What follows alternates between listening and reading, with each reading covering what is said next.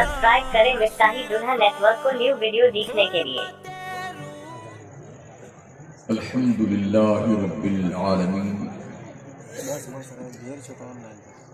वल आक़िबतु लिल मुत्तक़ीन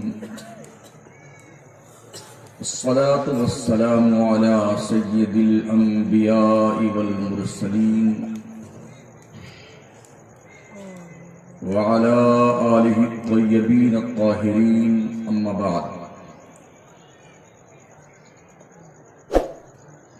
अऊज़ु बिल्लाहि मिनश शैतानिर रजीम बिस्मिल्लाहिर रहमानिर रहीम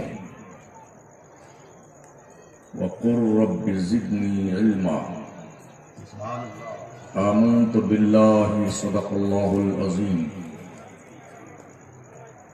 व बल्लगना रसूलुहुन नबियुल अमीनुल करीम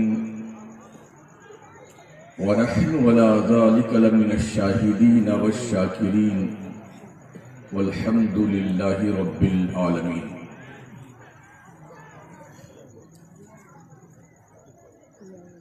मेंबरे नूर पे रौनक अफरोज जमात अहले सुन्नत के मुमताज उलमाए किराम,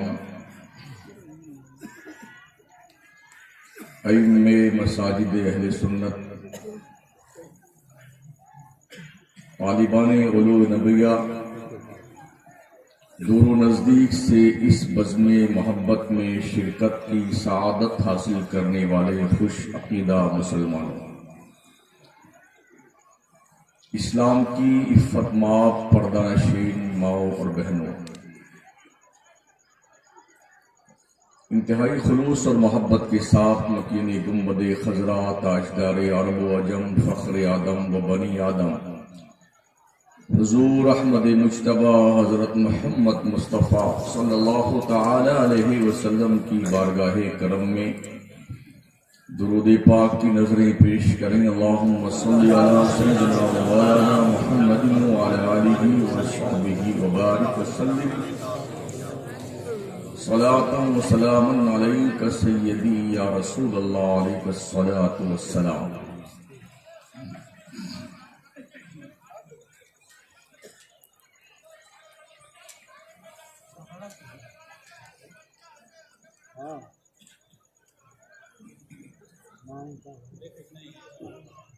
मदरसा अहले सुन्नत मिफ्ताहुल कुरान का ये गालिबन 17वां सालाना इजलास है, जो दस्तार बंदी की शक्ल में हम उन तलबा के सरों पर हिफ्ज़ो क़िरात और आलमियत की वो पुरबहार बावकार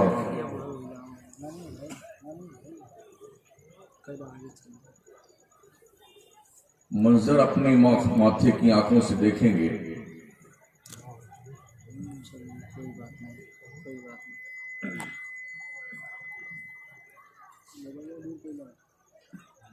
तवज्जो मेरी तरफ रखें। काश तकरीर भी तरावी की तरह होती तो मैं भी आंखें बंद करके तरावी सुना देता। अल्लाह ने आंखें दी हैं तो देख करके ही बोलना पड़ता है। आंखें नहीं होती तब भी खैरियत होती कि तब देख नहीं रहे, कोई कुछ भी करे और कुछ भी बोले तो हम अपना तो राग अलापे ही जाएंगे। मेहरबानी फरमाया करें। ये सब हमारे जो शोरा हज़रात तशरीफ लाते हैं, इनामात उन्हें दिया करें। बहुत दूर से चलकर मैं आपकी बज़्म मोहब्बत में हाजिर हुआ हूँ। हमें दरअसल अपने सोच की किबला को बदलने की जरूरत है। सरे शाम से लेके अब तक, गेट के बाहर से लेके मदरसे के अंदर तक, लगभग हर कमरे में जो हमने اپنی جوانوں کی، بچیوں کی، ماں اور بہنوں کی ایکٹیویٹیز دیکھی ہیں، ایک زندہ قوم کے لیے یہ بہت شرمناک بات ہے، خاص کر اس دور میں جب ہماری کنڈیشن یہ ہے کہ یہ دستوری زباں بندی ہے کیسا تیری محفل میں، یہاں تو بات کرنے کو ترستی ہے زباں میری، اڑا لی طوطیوں نے، قمریوں نے، عندلیبوں نے، چمن والوں نے مل کر لوٹ لی طرز فغاں میری، اڑائے کچھ ورق لالا نے، کچھ نرگس نے، کچھ گل نے، چمن میں ہر طرف بکھری ہوئی ہے داستاں میری، کاش ہمارے جلسے میلہ نہ بنتے، کاش بزرگوں کے عرس میلے کی شکل میں کنورٹ نہ ہوتے، تو شاید اس کا کچھ منظرنامہ اور ہوتا جو ابھی ہے۔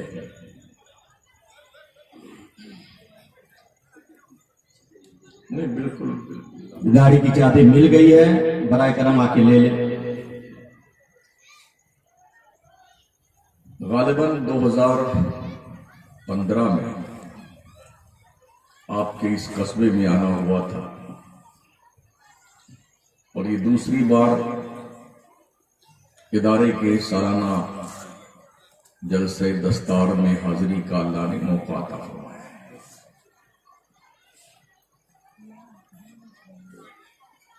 ہمارے علماء کو بھی، ہمارے طلباء کو بھی، ہماری قوم کے دانشوروں کو، جوانوں کو اور بزرگوں کو، ماؤں اور بہنوں کو حالات کے تناظر میں انصاف پسند آئینے میں اپنی شکل دیکھنے کی ضرورت ہے۔ شاید کوئی تلخ گفتگو ہو جائے تو یہ سمجھ کر کے جھیل لیجئے گا، ایک پہاڑ کے علاقے کا مولانا آیا تھا جہاں پتھر ہی پتھر ہوتے ہیں، وہ پتھر پھینک کے چلا گیا ہے۔ ہمارے جلسوں میں پڑھا لکھا طبقہ نہیں آتا ہے تقریباً،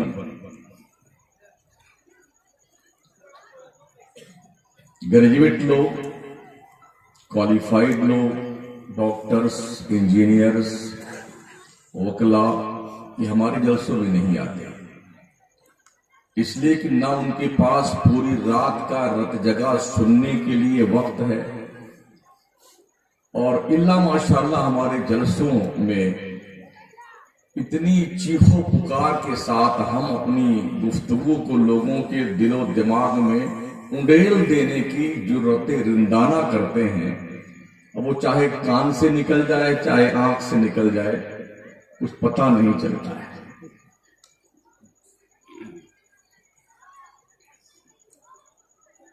توجہ ہے آپ کی؟ تقریر میں نعرے مت لگائیے گا، اور جب تک میری تقریر ہو رہی ہے تو ہم اناؤنسر صاحب کو بھی چھٹی دے دیتے ہیں، جو بھی 1-1.5 گھنٹے کا مجھے موقع ملا ہے۔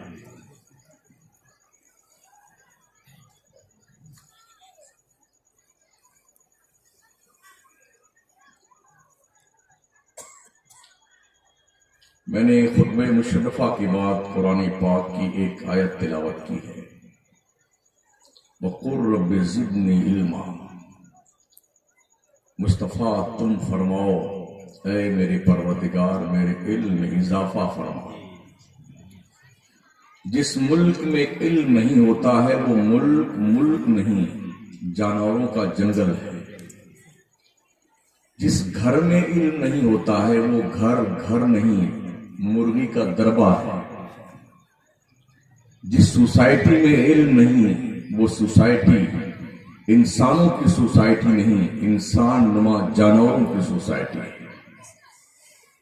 علم انسان کو جاہلوں سے ممتاز کرتا ہے، علم انسان کو تحت الثری سے اٹھا کے عرش اولی کی سیر کرواتا ہے، علم انسان کو اندھیروں کی راہ سے نکال کر اجالوں کی مسافرت کا شرف بخشتا ہے۔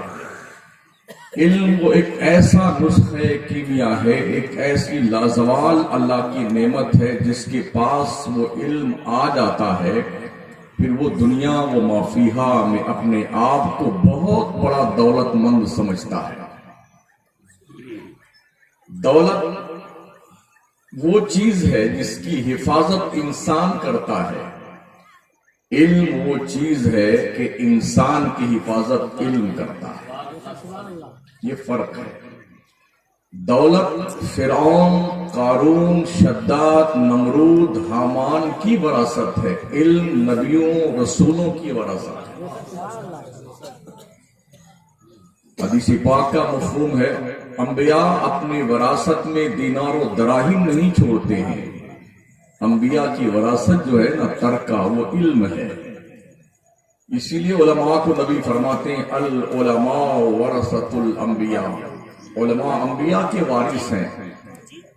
آپ کو یقیناً یہ پتہ ہی ہوگا، دنیا کے نقشے پہ اگر سب سے زیادہ غریب کوئی جماعت ہے وہ علماء کی جماعت ہے، دولت کے اعتبار سے۔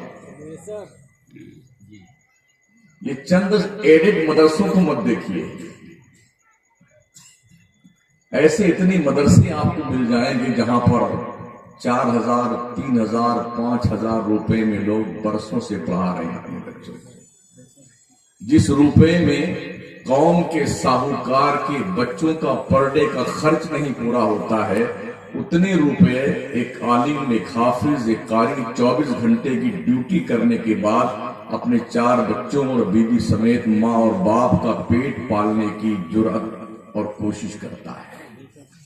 ہماری قوم ایسی گونگی، بہری اور اندھی ہے کہ اس کو احساس تک نہیں ہوتا، ضمیر مر گیا ہے قوم۔ طرفہ تماشا یہ ہے، 24 گھنٹہ صرف علماء کے اندر سے کیڑے نکالنے ہیں۔ جس ہوٹل پہ بیٹھیے، چاہے بخاری کی زیارت نہ کی ہو، مگر وہ مردود بخاری سے نیچے بات نہیں کرتا، کبھی دیدار نہ کیا مسلم شریف کا، مگر جب بھی وہ بولتا ہے نا دنیا دار، تو بخاری، مسلم، شہائے ستہ وغیرہ وغیرہ کی گفتگو کرتا ہے۔ اور جب پوچھ لو کیا بخاری دیکھی ہے، دیکھی نہیں سنی ہے، اتنی کانفیڈینس کے ساتھ بولتا جیسے ابھی اس نے درس حدیث کسی بہت بڑے فقیہ سے حاصل کر کے بیان فرما رہا ہے۔ پتا ہے علم کون چیز ہے؟ یہی وہ علم ہے جب آدم پیغمبر کو اللہ نے یہ علم عطا فرمایا تو وہ مسجد ملائکہ بن گیا۔ ہماری فضیلت یہ ٹوپی نہیں ہے، یہ جبہ شریف نہیں ہے، یہ خوبصورت چہرہ نہیں ہے، ہماری فضیلت کا دار و مدار علم پر ہے، علم پر۔ آدم کو پیدا کیا تھا نا اللہ نے جنت میں، اور فرشتوں کو حکم دیا تھا انہیں سجدہ کرو۔ ان کا آبجیکشن یہ تھا کس بنیاد پہ انہیں سجدہ کیا جائے، انہوں نے تو کوئی عبادت تیری کری نہیں۔ ہم عبادت کرنے والے ہیں، خلافت کے حقدار ہم ہیں، برسوں ہم نے سجدے کیے ہیں، رکوع کیے ہیں، قیام کیا ہے، تشہد میں بیٹھے ہیں، اور ابھی پیدا ہوئے آدم انہیں خلیفہ ہی نے بنا دیا۔ تو اللہ نے حضرت آدم کو سجدے کے ذریعے سے متعارف نہیں کروایا۔ وَعَلَّمَ آدَمَ الْأَسْمَاءَ كُلَّهَا ثُمَّ عَرَضَهُمْ عَلَى الْمَلَائِكَةِ فَقَالَ أَنبِئُونِي بِأَسْمَاءِ هَؤُلَاءِ إِن كُنتُمْ صَادِقِينَ۔ اللہ نے حضرت آدم کو جو علمی خوبیاں عطا فرمائیں، علم الاشیاء عطا فرمایا، ان کے اس علمی پیراگراف کو فرشتوں کے سامنے پیش کیا۔ او فرشتوں، تم نے یہ دعویٰ کیا تھا نا کہ آدم خلافت کا استحقاق نہیں رکھتا ہے، تو اگر تم حق رکھتے ہو خلیفہ بننے کا تو تم بتاؤ ان چیزوں کے نام کیا ہیں، ان کی خاصیت کیا ہے؟ تو فرشتوں نے کیا کہا؟ قالوا سبحانک لا علم لنا الا ما علمتنا انک انت العلیم الحکیم۔ اے رب مجھے تو پتا نہیں، اتنی جانتا ہوں جتنا تو نے میرے کو بتایا ہے۔ تو اللہ نے فرمایا آدم کو سجدہ کر لو، تو سارے فرشتوں نے ابلیس کو چھوڑ کر سب نے حضرت آدم کو سجدہ کیا۔ تو علم و دولت ہے جس نے آدم جیسے پیغمبر کو مسجود ملائکہ بنا دیا۔ جب تک یہ علم مسلمانوں کے پاس تھا، یورپ کا عیسائی اور یہودی، دنیا کا یہودی اور پوری دنیا کا انسان بھکاری بن کر مدرسے کی چوکھٹ پہ آتا تھا، جب تک یہ علم مسلمانوں کے پاس تھا۔ اور جب سے ہم نے ناچنا گانا شروع کر دیا نا، تو دنیا نے جس طرح سے مداری بندر کے ناک میں نکیل ڈال کر، گردن میں پٹا ڈال کر، اس گاؤں میں کبھی اس گاؤں میں کبھی اس گاؤں میں کبھی اس گاؤں میں نچاتا پھرتا نا، ایسے دنیا نے مسلمانوں کے گلے میں غلامی کا پٹا ڈال کر اس قوم کو نچانا شروع کر دیا۔ ہم نے پڑھنا چھوڑ دیا۔ جب ہم پڑھتے تھے نا تو دنیا ہمارے پیچھے پیچھے چلتی تھی، ہم نے پڑھنا چھوڑ دیا تو ہم دنیا کے پیچھے چلنے کے لائق بھی نہیں رہے۔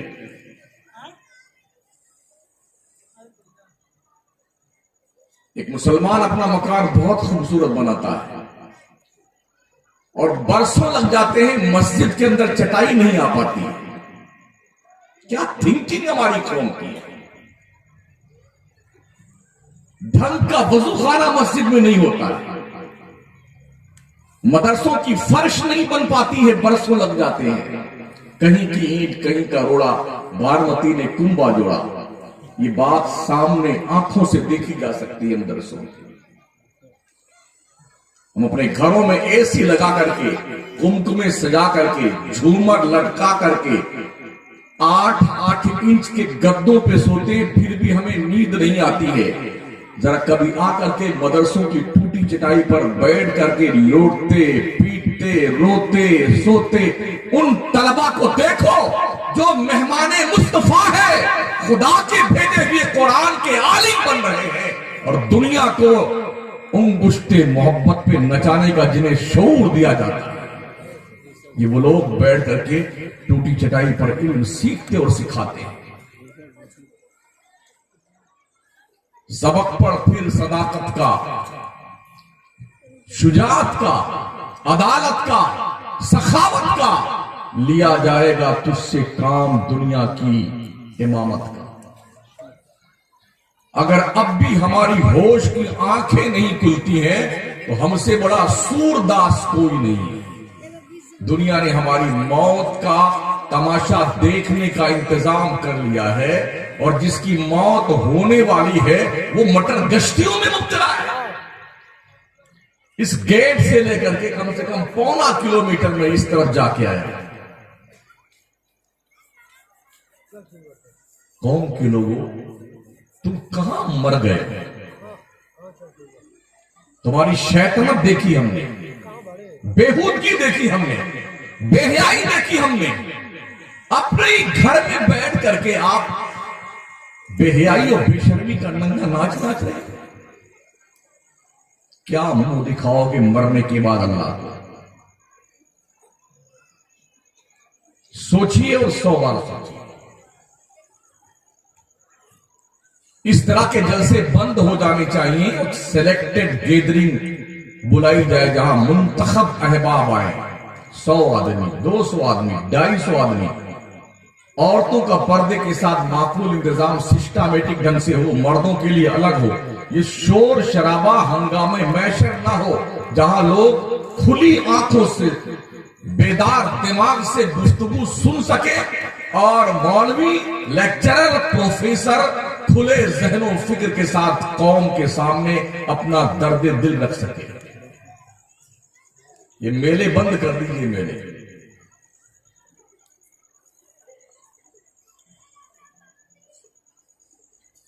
پڑھیے، تعلیم حاصل کیجیے،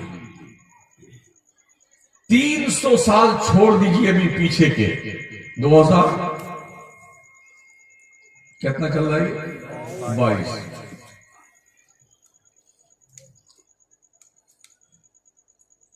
300 سال 1444 چل رہا ہے.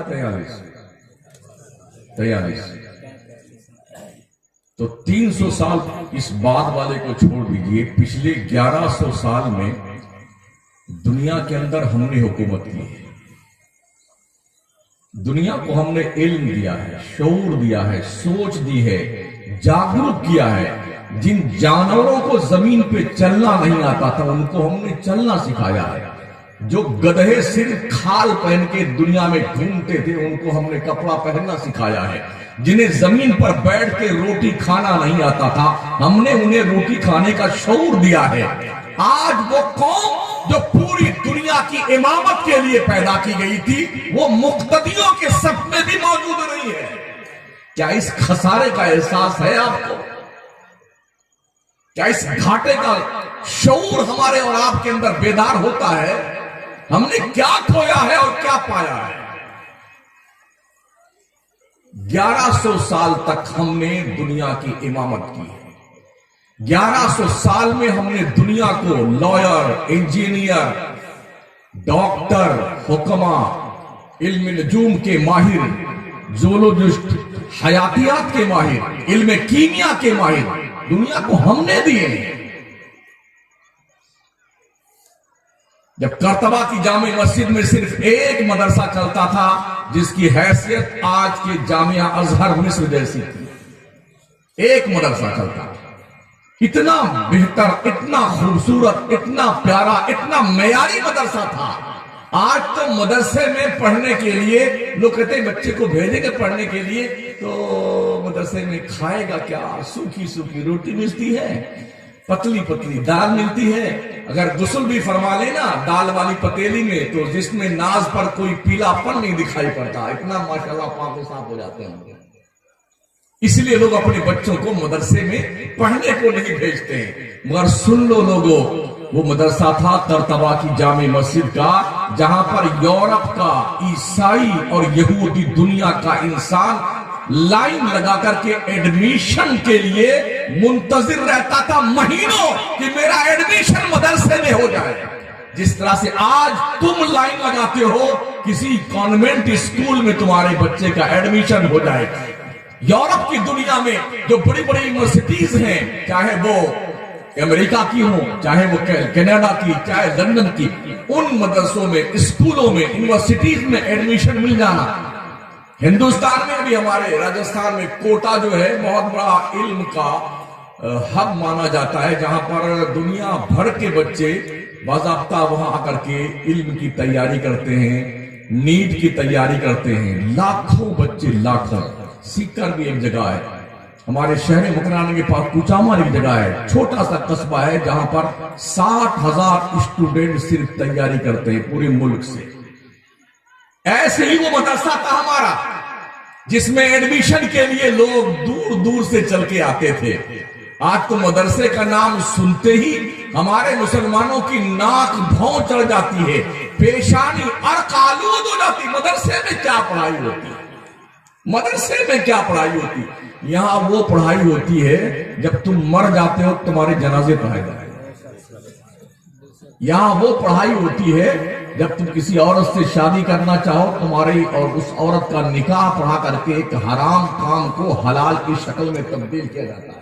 مدرسے میں وہ پڑھائی ہوتی ہے جہاں پر ماں باپ کا ادب اور احترام سکھایا جاتا ہے. مدرسے میں وہ پڑھائی ہوتی ہے جو بڑوں کی عزت سکھاتا ہے. مدرسوں میں وہ پڑھائی ہوتی ہے جو معرفت پروردگار دیتا ہے. مدرسوں میں وہ پڑھائی ہوتی ہے جو جینے کا شعور دیتا ہے.